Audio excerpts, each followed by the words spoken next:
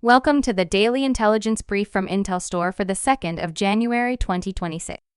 In today's top renewable energy news, Morocco's electricity sector is seeing strong growth as the country's industries expand and cities keep getting bigger. Peak electricity demand reached a record 7,580 megawatts in July 2024. That is up 2.4% from the previous year. Rising household and industrial consumption are the main drivers, highlighting the challenge of keeping supply steady during peak periods.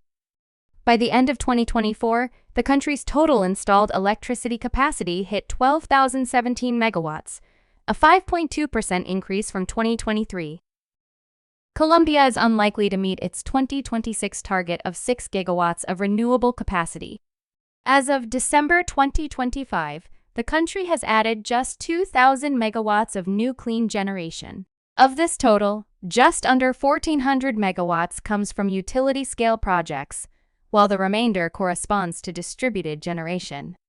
The power system is increasingly vulnerable, and experts say urgent market reforms are needed to avert an energy crunch by 2027. Every year, Austria's wind power resumes at peak performance in the cold season. At the end of December, wind energy achieved a new high output of 80.3 gigawatt-hours. Two-thirds of the annual wind power is generated in the winter half-year. On New Year's Eve, 46% of the Austrian electricity supply could be covered by clean and domestic wind energy.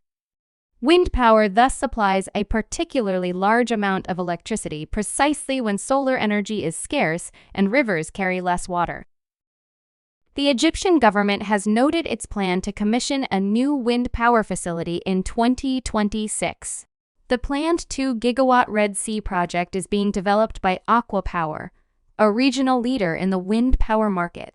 It could position Egypt to become a regional leader in the successful adoption of the renewable energy sector.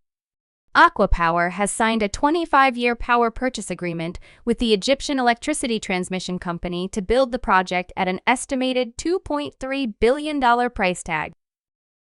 In December, the administration suspended the authority of 5 major offshore wind projects to build in federal waters.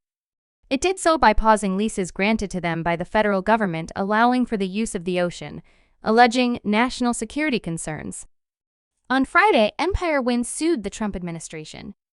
They joined Revolution Wind, which also sued on Friday, and Dominion Energy, which sued over its Coastal Virginia Offshore Wind project last month.